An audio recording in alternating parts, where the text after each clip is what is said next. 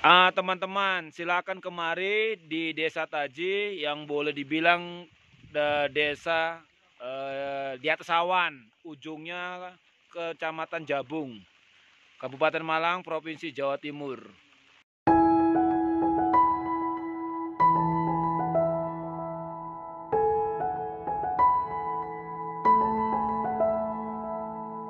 Inilah kondisi jalan menuju Kopi Taji yang sedang populer.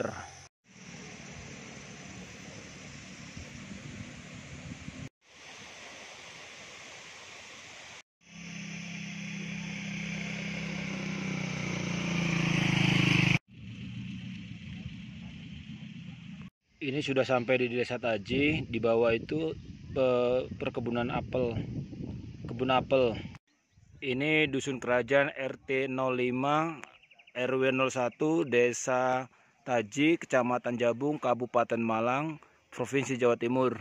Di sini ada tempat minum kopi atau kafe namanya Kopi Taji yang sekarang sedang populer.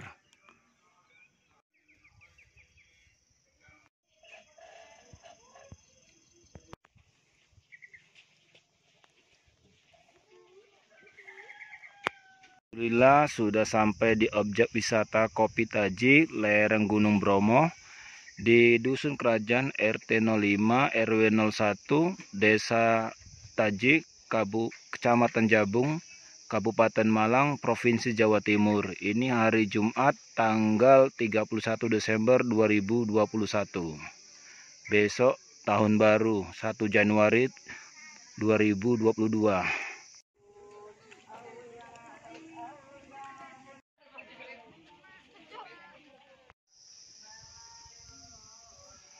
Ini ada pemuda pelopor kampung Desa Taji, namanya Muhammad Sukron.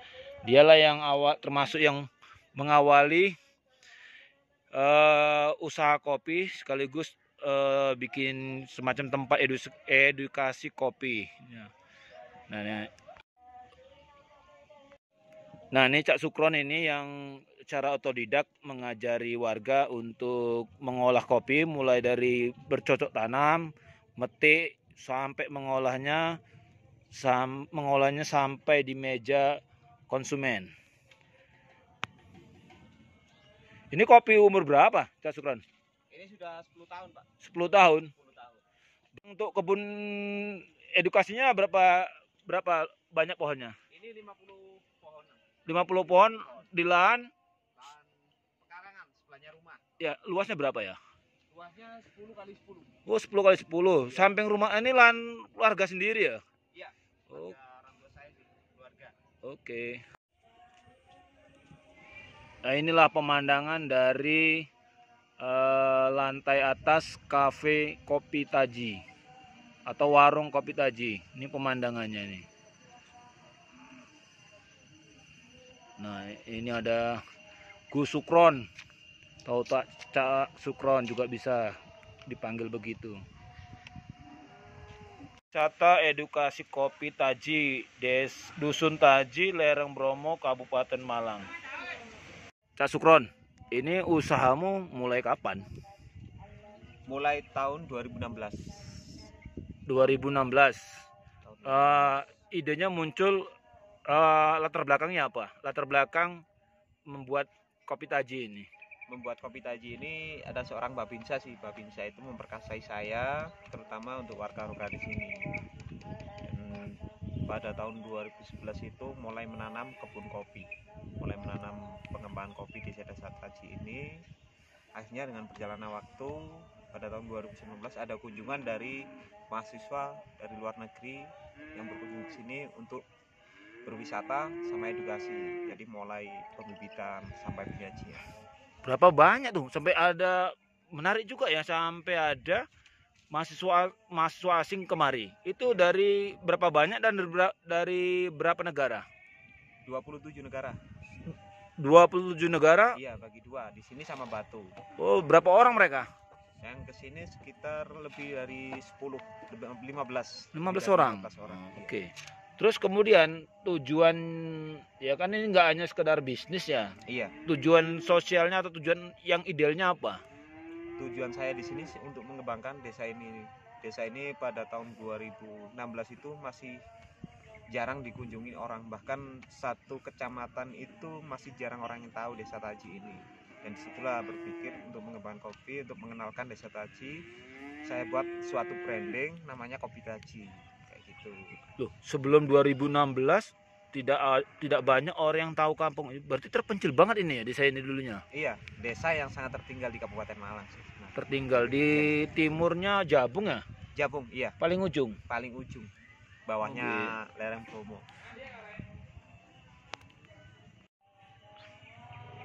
Mulai serius bikin warung kopinya kapan? Untuk buat tempat nongkrong-nongkrong warung kopi ini pada tahun 2019, awal tahun Awal tahun. 2019. Selain perannya Pak Babinsa, Pak Heri ya, Iya, Pak Heri.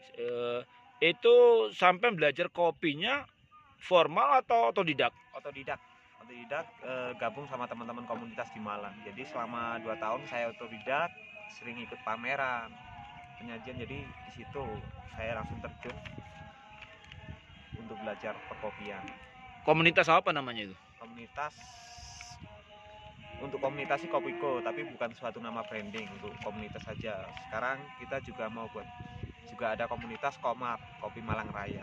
Komar Kopi Malang Raya. Iya. Itu komunitas lagi ya. Iya. Nah, setelah ini aku lihat kan di media sosial, khususnya di Instagram, Kopi Taji ini makin populer. Dampak secara ekonomi, sosial ekonominya apa yang terlihat langsung?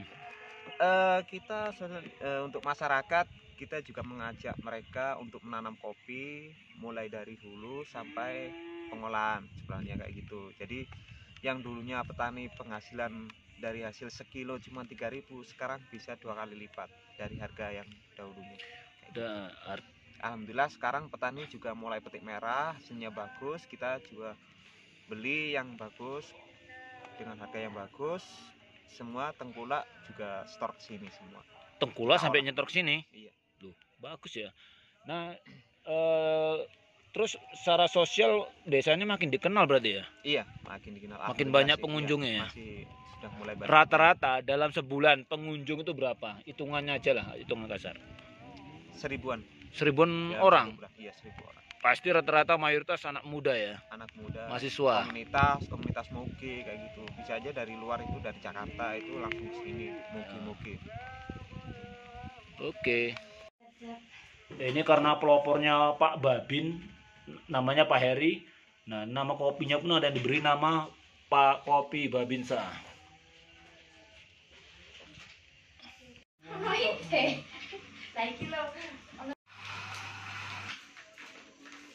Cak Sukron, Taji ini memang sejak zaman Belanda terkenal dengan kopinya. Iya, sejarahnya kopi. Sejarahnya kopi. Iya, penghasilan petani sini semuanya kopi. Terus kemudian sampai kapan bertahan branding sebagai desa kopi itu? Desa kopi sampai sekitar 80-an. Sampai tahun 80-an masih dikenal sebagai desa kopi. Iya. Setelah itu turun pamornya. Setelah itu pada tahun 90 itu akhirnya ganti sayur. Oh, tahun 90-an ya, diganti sayuran. Iya, ganti sayur. Sayuran apa di sini?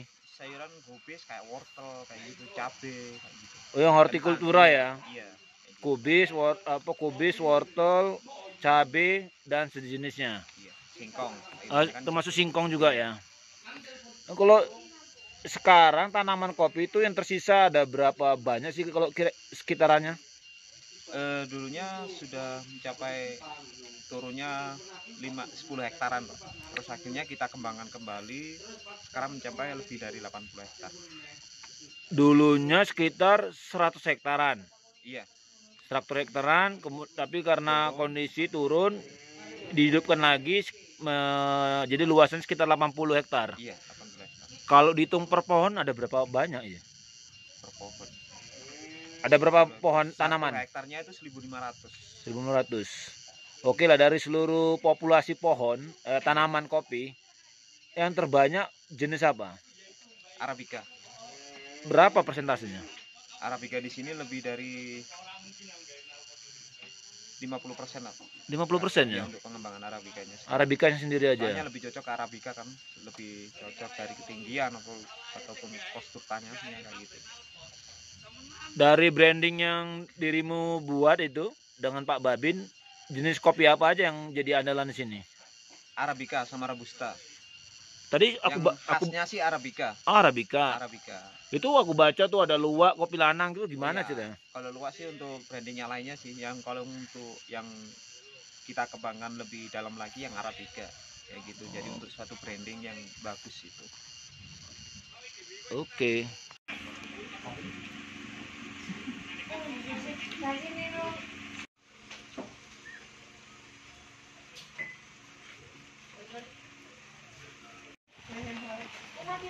Itu siap bergabung nggak sebenarnya? Nanti malam bakar-bakar ayam. Iya, Pak. Dibakar apa gak apa? Pakai api. Api arem. Nah, hujannya turun lur. Ini sekarang mulai berkabut. Berkabut. Tadi ngopi di ini loh, tempatnya Pian itu loh, Tumpang. Bapak silakan. Top, mantap. Video deh. Terima kasih sudah menonton video ini.